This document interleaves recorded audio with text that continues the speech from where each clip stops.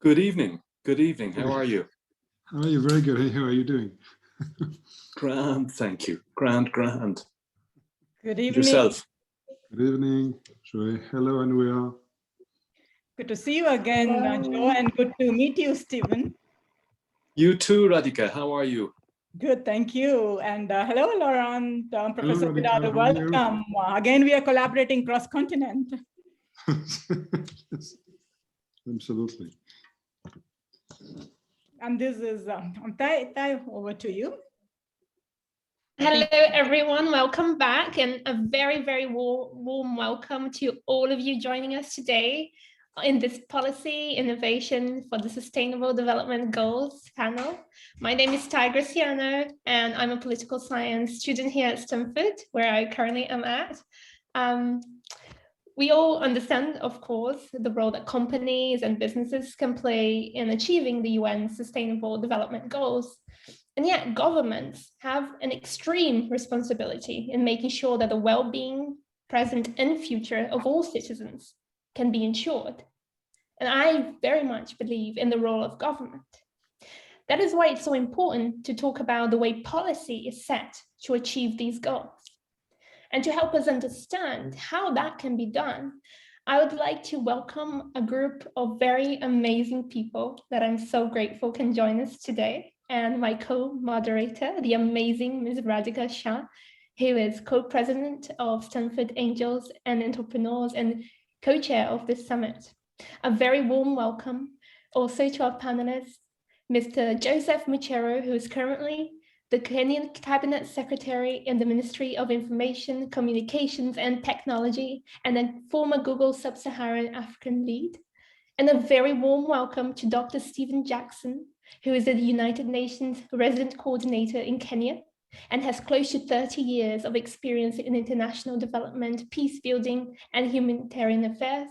And lastly, but certainly not least, a very warm welcome to Laurent Vidal, who is a law professor at the University of Paris, the head of the Sorbonne Law, and the head of a law and business center at Sorbonne. Thank you so very much for joining us today, and I'm very excited about our conversation. I'll hand it over to Radhika now. Yeah. So again, I just wanted to welcome all of you and again, acknowledge Thay was an amazing student, high energy, enthusiastic. It's been amazing working with these students. It's so good to be back here with CS Mucheru. We've been building bridges between Kenya and Silicon Valley. Why don't we get started with the Kenya story, and then we come back to France, Professor Vidal. CS Mucheru, why don't you get us started with your vision for Kenya, what's happening with the SDGs in Kenya, the role of policy, but just everything happening right now. You guys are considered the heroes of advancing the SDGs. And also Joe's, I should mention, as a Stanford connection, he studied at the business school. So virtually welcome back to your alma mater as well. And then we'll hear from Dr. Jackson as well on the future for Kenya. He's come in his new role in Kenya, but also Africa broadly, and then stories from France. So let's get started. Thank you very much, Radhika, and the panelists. And I'm very grateful that you've chosen me to be part of this great summit. And just to represent Kenya and give some of the views of what it is that we're doing. So I'm very happy that as a country, we're being recognized more and more in terms of our either innovations, the implementation, the things that we even experiment on. We had tried even experimenting with the Google balloons. But again, that is a process that's ongoing. So Radhika, let me personally thank you for this, this opportunity to be able to talk. As you know, we spent some time with you at the beginning of 2020 before COVID really came in, and spent time at Silicon Valley. We even went to Washington, and the key aim was to get Kenya to really now begin to twin. So we in Kenya call ourselves the Silicon Savannah. And so when you take Silicon Valley and Silicon Savannah, we're able to then work together and see how we can create an environment that is going to grow and build our businesses. So we've started, it's a long journey, and so far the journey is going well. And we found that the base of this journey is ensuring first we have a very good, both legal framework where businesses can come and set up, protecting IP and ensuring that we can see that when people come and innovate and they build, that we protect their investment. So the legal system that we put in place has been good. As a country, we have got English speakers, and so English is one of the key languages, and therefore it's easier to communicate. My team was reminding me we are both at the equator and also midway between Asia and the Americas, so we can be able to serve the globe from we see ourselves being in the heart of Africa. So key things that need to be done on the continent. One is that we have a very youthful population. In Kenya, we have about 75.1% of our young people. And that means they're below 34 years. So we are about population of 47 million. And of those 34 million are below the age of 35. So a huge number. And so our aim is to make sure we're creating jobs and creating opportunities for them, so that as we continue to grow our economy, as we continue to look at the opportunities that are there, we don't leave the youth behind. The key challenge has been to ensure that everyone gets an opportunity to go to school. So right now we have free primary education, we have free secondary education, so that at least for the basics, everyone gets their education. It means it stretches the government in terms of how we invest, but so far it is paying off. And we've seen now 100% transition from primary to secondary, and that is then helping ensuring that we have a very vibrant, well-educated youthful population. And so far that is moving as well. Let me say that we've seen a lot of innovations now come. We've invested heavily on connectivity. During the time when Google launched in 2007, we only had satellite connectivity into Kenya. Today we have 5 fiber cables, and we have some of the best speeds in Africa. We've been quoted as the best by some of the leading researchers. And as a result, then our businesses are being able to move faster and better. I can say that when we look at the usage of the internet, I think that's increased dramatically during this time of COVID. And one of the anecdotal measures I have is that some of the musicians, they come up with their music. And I think in the past, before COVID, we were very excited to see someone getting 100,000 views. Radhika, now we have people with 36 million views in 2 months, 3 months. So I think the uptake of technology is really going up. And that is amplified by the fact that fintech has been one of the key areas that Kenya has continued to innovate in. So M-Pesa is one of the platforms. This is mobile money. But on top of that, people have built many other services, whether it's e-commerce services, whether it's the logistics, transport services, and other financial services that people get, insurance, and so on. So what we've been doing as a country is ensuring we have the policy and investments so that we have a digital economy. We want to have a knowledge-based middle-income country by 2030. And to do that, we are also working on having a digital ID. We call it a Huduma number. So we've already taken biometric fingerprints, photographs for our citizens, about 37 million. We want to expand that.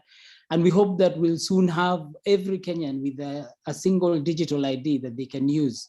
And it's a single source of truth for everybody. That's required that we now ensure we have the right policies and regulations in place. Policies, for instance, for access to information, policies for data protection, and ensuring that even businesses that come and invest in the cloud, they will be able to have their data managed and protected, and everybody knows how to work with that environment. So we've put those policies in place, and they are bearing fruit because we're seeing a lot of investments coming in. I think many of the top, I would say ICT companies, even from Silicon Valley, they've come and they're now based here in Kenya. They have their offices and headquarters. And that is really helping us grow and increase the usage of technology. We're using technology in agriculture. We're using technology in our lands office, land registry. So for mapping, for resource mapping, so that we know where all our minerals are. All these are areas where government is heavily investing, ensuring that we have the right infrastructure in terms of data centers, putting in the laws to protect the critical infrastructure, and then ensuring we have programs that are now dealing with the actual livelihoods. So we have programs like the Ajira Digital Program. In this, we are working on training and educating our young people on how they can use the online technologies to provide labor services, even outside of Kenya. So they're doing that in the US, they're doing that in Europe, in Australia, as well as now within Kenya. We've got a program where we're now working very closely with the judiciary. We're digitizing all their proceedings in court so that now we have a more efficient, better legal system and service that is offered, at the same time creating the necessary jobs. So we want to see that we bring together the private sector, government, and see how that can grow. Let me say the SDG Accelerator Lab is a partnership that we have with the United Nations. So Stephen Jackson has come and taken over from Sid Chatterjee, and we're working very closely in ensuring that this SDG Lab is one where businesses can come. They can twin and partner with local businesses, but we're growing. We have businesses, we have academia, we have philanthropists, everybody coming there, so that we have an environment that allows for us to innovate and actually grow within the country. I know we don't have a lot of time, but let me say, we're also seeing a lot of growth even in the entertainment and the creative sector. So we've just had about 4 films that have just been done. In fact, there's one that is about to be released where some people came into Kenya during this time of COVID, and they have filmed where some people got lost in the national park and they were having challenges with rhinos, with elephants. And I think you'll see that blockbuster, and it is going to really show that Kenya is also coming up as far as the entertainment and the creative sector is concerned. So let me say there are very many opportunities. We want to leverage the securities exchange to make sure that companies are listed. One of the big challenges we've been having is that many of our companies, they start as small companies, they don't always get the capital needed, and then, they sell off. Now we're trying to see how we can use, the different tech hubs that we have. We've got about 50 innovation centers now in the country. We've been partnering with different tech hubs, for instance, the UK Kenya Tech Hub, where we now have about 175 companies that we're training. Through Konza, we have 15 companies where we're even funding. And we want to see these ones go all the way to listing so that we can see even more wealth created for our people. So let me stop there, but say that, the opportunities to work in Kenya, invest in Kenya is great. We have great weather. And even during this time of COVID, the connectivity has allowed us to really scale and grow. And I'm sure, Stephen Jackson, when you get a chance, you will independently acknowledge that, we are committed as government to ensure that we have a very vibrant ecosystem in Kenya.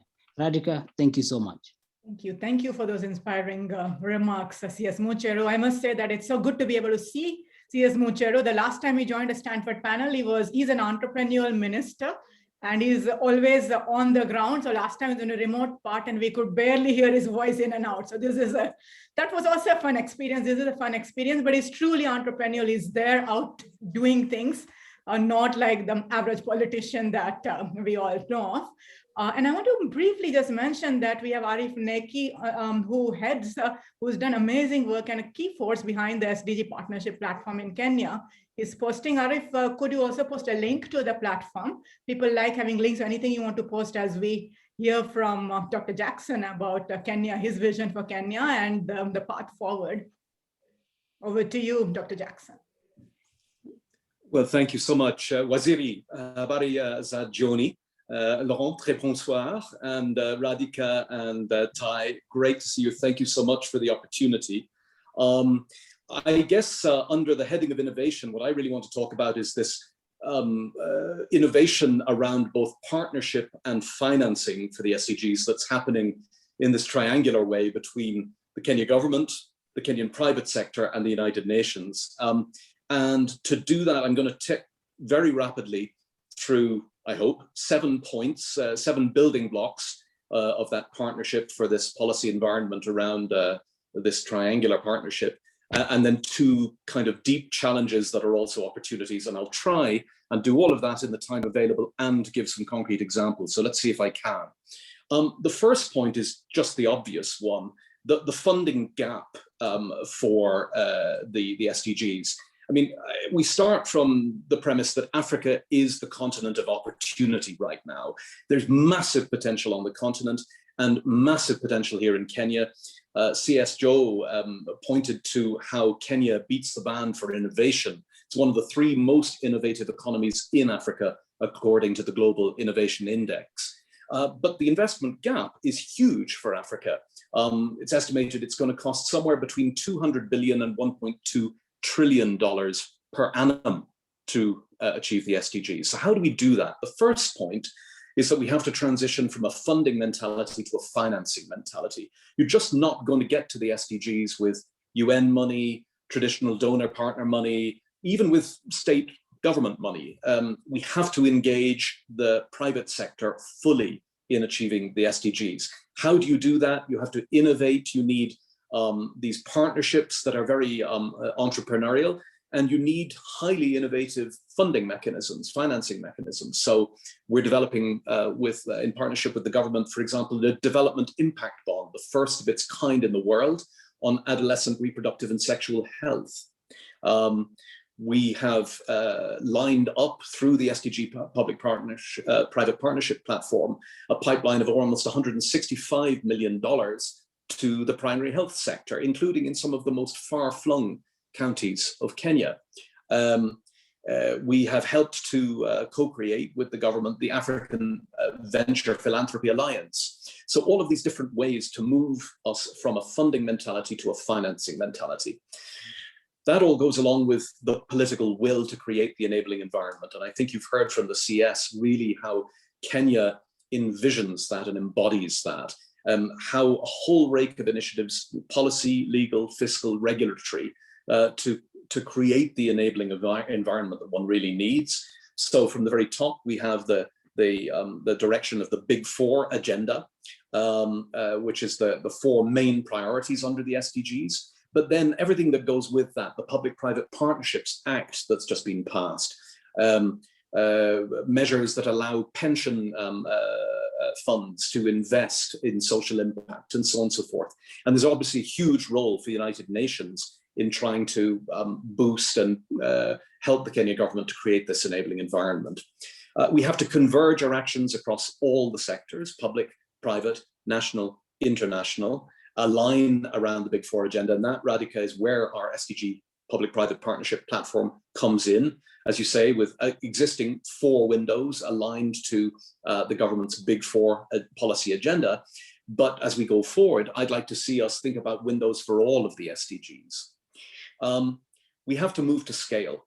Enough of pilots. We have had pilot-itis. Too many pilot projects, not enough jet projects, I would say.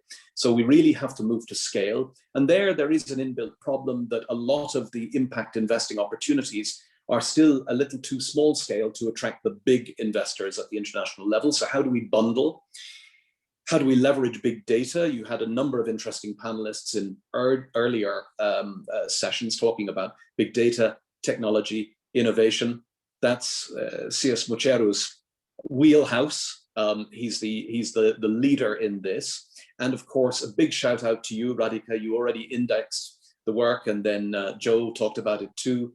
Silicon Valley meets Silicon Savannah. There's enormous opportunity to grow the IT innovation space here. My 6th point is de-risking.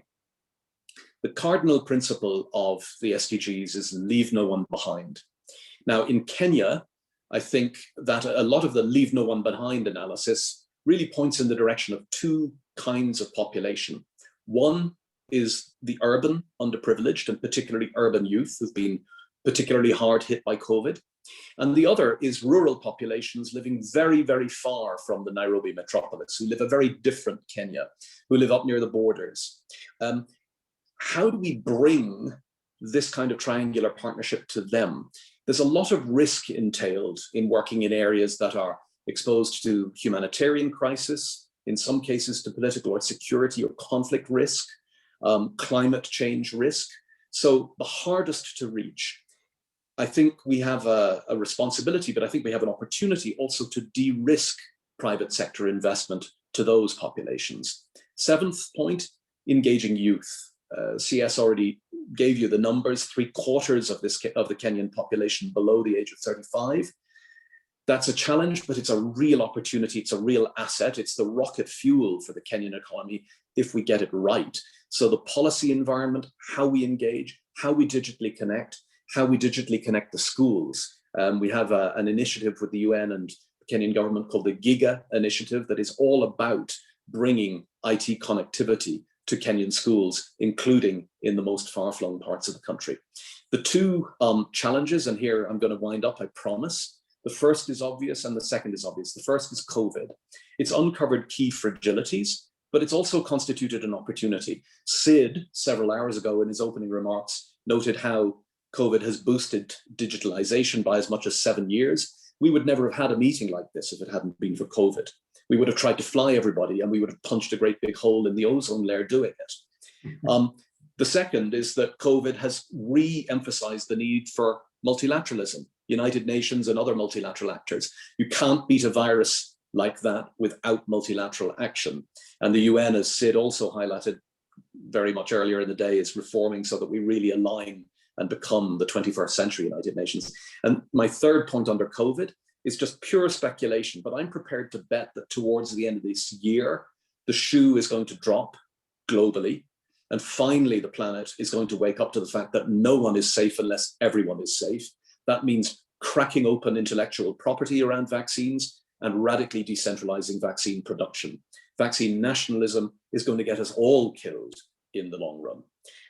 Final point on environment and climate change. That's, of course, the biggest challenge of the day. So how do we move to green and blue economies? In Kenya, we've done some great work together with the government. We're working on carbon neutral tea production, reforestation.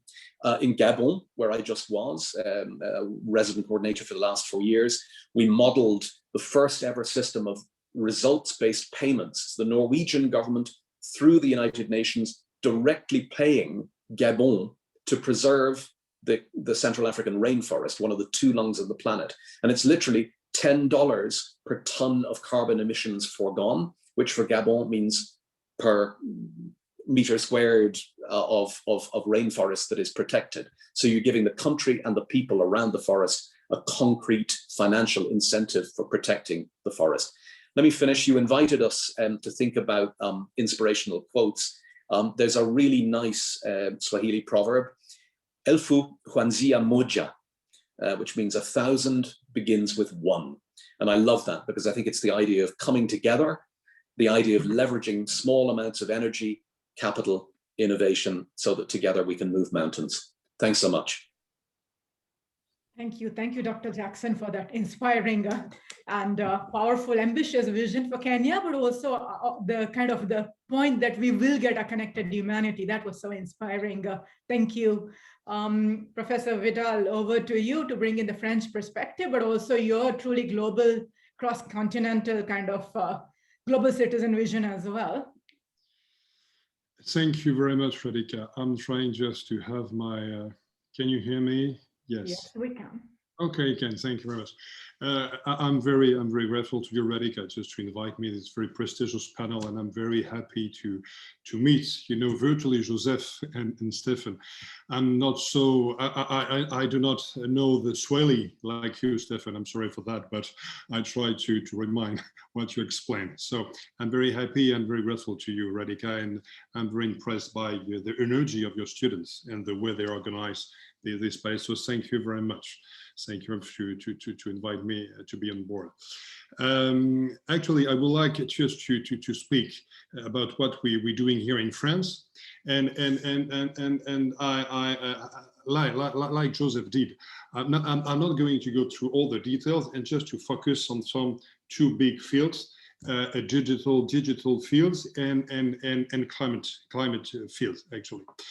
And just to make the link between innovation policy, and just to try to explain to you what the link we are making here in France between innovation policy and SDGs. Let me tell you first that here we are convinced that fundamental breakthroughs of technology are the essence of the process, and that they affect the entire economy. Thus, for us, technology and innovation policy can also be linked to the main pillars of sustainable development, namely economic growth, social equity, and environmental protection. And more precisely, here in France, we are, and here are the two fields we are concerned deeply with. We are currently deeply concerned by two fields: climatic change and digital ecosystem. I mean, of course, we are concerned by other fields, else, for example, but really today, when we are looking at the links between innovations and innovation policy, on the other hand, SDGs, we are really concerned in tackling two fields: climatic change and digital ecosystem. Okay, and what I would like to do with you is to take stock of the lessons we learned in these two fields regarding the link between innovation and the SDGs. Okay. So first of all, what we realized? We realized in France that existing production technology and consumer behavior can produce positive outcomes only up to a point or a frontier, and beyond which depleting natural capital has negative consequences for overall growth for the economy. But there is a good news, according to some studies, recent studies, okay? And these studies show that innovation can push the frontier outward and help to decouple growth from the natural resource degradation. I mean, we can have economic growth and economic sustainable growth, and without, to degrade natural resources. That is a possibility. That is the first point I want to raise. The other one is that, and the lesson we learn here in France, when once again, we are linking SDGs and policy innovation, what we see is that realize that a key feature of innovation that emerged from existing analysis is that it does not follow a linear path that begins with research, moves through the processes of development, design, engineering, production, and ends with the successful introduction of new products and process into the market. In reality, it's more complex. It is an interactive and cumulative process that involves continuous feedback loops between the different stages. Okay, that is our lessons.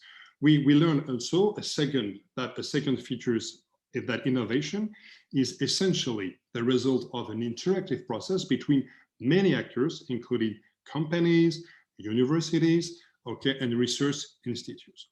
And moreover, we realize that recent notions surrounding innovation policy refer to innovations with a reduced impact on the environment, okay? And this highlights the recognition of the need for first innovation and the need for the role of innovation policy to help in realization of sustainable development goals for tackling the trade-offs between economy, society, and environment. In other words, the innovation performance on the one hand and green growth and development on the other hand can influence each other mutually over time. But there is a problem, because on the same time, we are facing a big challenge here in France, and I think it is the same in the European countries. Actually, research and development and innovation activities in many sustainable development related technologies, especially related to environment, are characterized by very low investment or insufficient investment and slow diffusion. I mean, incentives for low carbon, for example, innovation, are weakened by real and perceived uncertainties about lack of clear direction and policy instruments. What I want to tell you is that there is a difference between having innovation policies and to have them effectively applied. And we are encountering this problem today. And that is so true that some experts are And I think, and of course, I know that it's a little bit provocative, but that is so true that some experts are asking, does sustainable development require policy innovations? That is the question that is raised sometimes, okay? So, for example, promoting innovation for sustainable development seems for some experts a huge task. And some of them, for example, warns us against the arrogant belief that we can fashion the future in any way we choose. That is more complex than that. And of course, for public officials, the challenge lies in setting up the multiple institutions and public policies needed to set the course towards sustainable development. That is a big problem. And if you look at the more recent studies on this subject, the others underscore the political difficulties in implementing such a policy of innovation, and calls for the adoption of a more traditional policy mix. I mean, these others remind us that those who influence and make policy must liaise with civil society, and various stakeholders. So to promote, I would say, innovative policies, it's more complex than we thought at the very beginning, okay? So that is for the part of the climate change. When we look at the digital field, some, for example, have presented the digital revolution as a means of rebalancing the power of individuals in society and improving citizen access to the decision-making process. For example, some people note that the internet has multiplied the number of innovative consultative practices, okay? But all these people, I'm talking about France specifically, most of the others caution that most inputs come from traditional civil society organization in wealthy countries, or internet access requires major improvements before citizens from all classes of society and all countries are able to provide input. And everyone here knows that, okay, we are also facing some big problems regarding internet and the GAFAM, and France is also working for that. And today, if I'm not wrong, we will have also in another panel the intervention of Matthias Debev. We are working together very closely. And to give you an example, we are working on the portability of data, the data portability for a human-centric, vision. So what I would like to tell you is that in France, okay, we are really focused on climate change, on digital, area, and that, of course, we perfectly know what are, the good aspect of innovation policies, but that we are facing since many years some obstacle that we try to overcome, and that is all the complexity of the situation.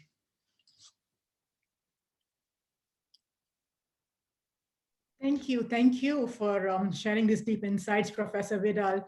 Let's bring back the voice of youth. Thay, do you want to lead the Q&A in the remaining 12 minutes? There's some questions in the Q&A box as well. And I'll jump in as makes sense. But yeah. There's a question for Mr. Mucheru and on your views in regards to healthcare in Kenya, especially telemedicine. It's one of the key areas we are putting investment in. The president's Big Four agenda has universal healthcare as part of the requirement. And the key here is to ensure that if you don't have a healthy nation, then there's very little you can achieve.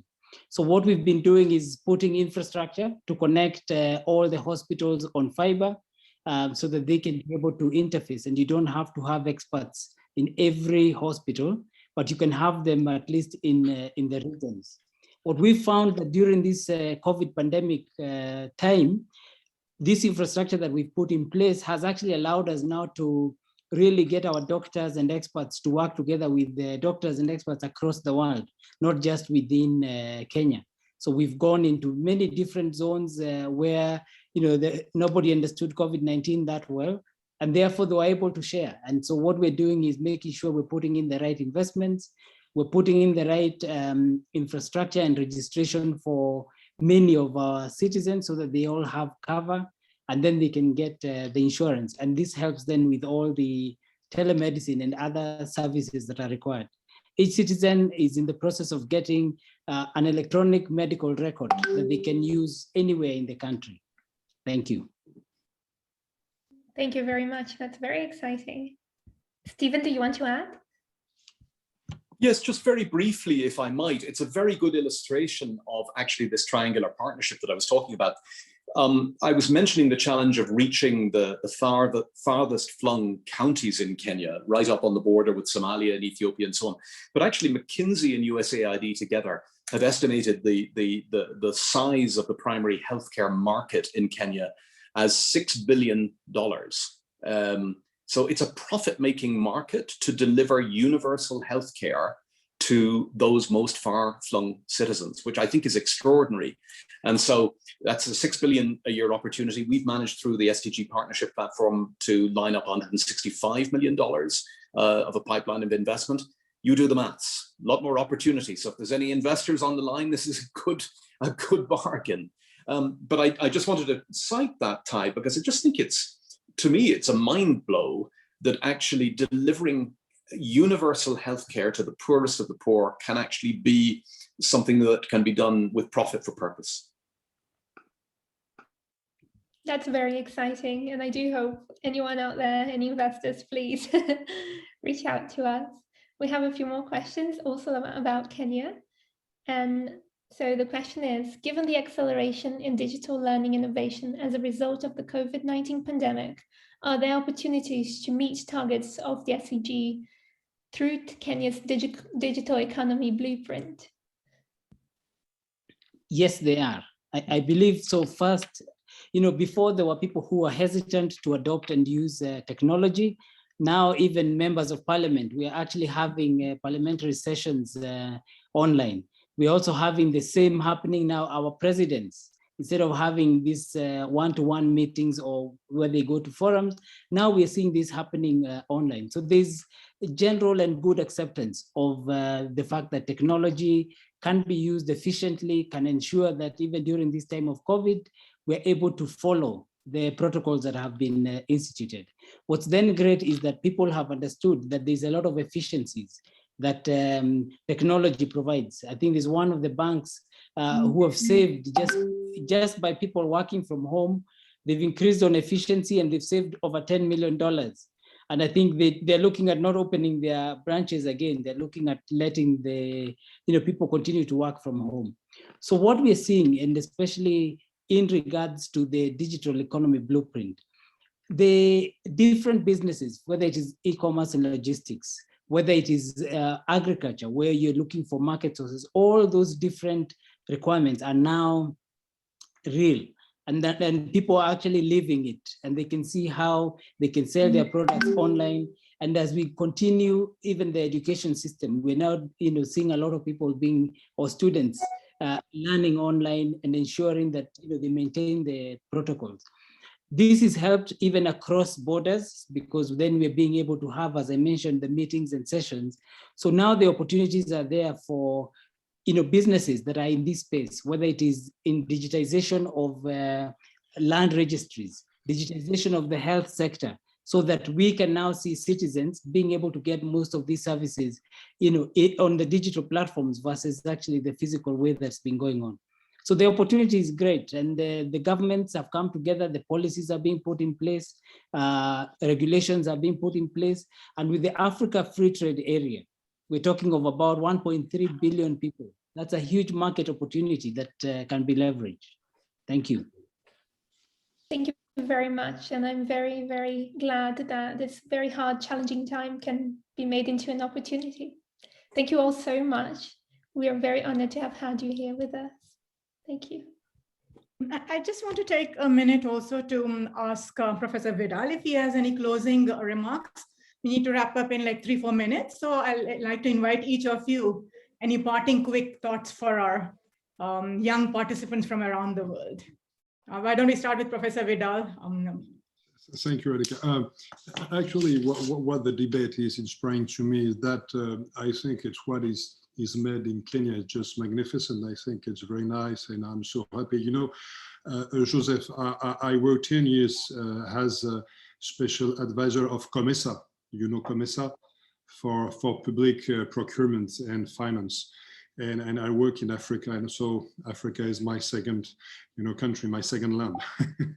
So I'm very happy that it's so innovative. It seems so great what you're doing. No, my point, in France is that we try. Of course, I would have been able just to speak about health, etc., education. But what I want just to warn the young people is, innovation, of course, is magnificent, but they have just to, of course, you have always good points and bad points, and you have just to try to find the good balance between, disadvantages of innovation, and that is. I try to explain that in France, we are just thinking about that. So it's a great thing to have that, but at the same time, we have to be careful. As you know, France is the country of the fundamental rights. And what we try, for example, in the COVID pandemic, we have specific applications, to the application, and we try just to be careful that, data collected through this application is not is respectful regarding fundamental rights. So, Radhika, my point is just to find the balance between advantages and disadvantages of innovation for all the sector. That was my point. I would like to rate that, and just please be careful. Innovation is great, but be careful to fundamental rights. Thank you, Professor Vidal. CS Mucheru, Dr. Jackson, just literally 1 minute closing comments from you. Mine will be actually very straightforward. I think the world has been talking about innovations and technology, and one of the key things they've talked about is artificial intelligence. I want to tell everyone here that human intelligence is also a big part and is growing, and we have a huge chunk of that. As mentioned, we've got in Africa, more than half the population is below the age of 19. So we have a lot of young people that are ready for jobs, that have the skills, they've gone through school and can be used digitally to be able to supply labor to the rest of the world. And Kenya is open for business. Thank you very much, Radhika. Thank you, CS Mucheru. Dr. Jackson. 2 points for me. Yes, thank you, Radhika. 2 points from me very, very quickly. The first, the question about telemedicine, but let me talk about teleeducation. So this digital connectivity to schools, if we can crack that together as a result of COVID. So first of all, it COVID proofs us, it pandemic proofs us for the future, but it also is a major accelerator for the SDGs. You get education right for those at risk of being left behind, and everything follows. So that one is a key for me. And the other, to pick up Laurent's point about digital rights, one key dimension of that is actually intellectual property. And CS, you've been working on trying to have an Africa Intellectual Property Fund established, precisely so that young entrepreneurs don't basically have to sell their birthright in order to get venture capital, that you've got a funding mechanism to keep intellectual property on the continent for the continent. So I really think that that's vital as well. Thank you for these really inspiring perspectives on behalf of amazing student Thay, Graciano, and myself and all the participants from around the world. We want to thank you for bringing these rich perspectives.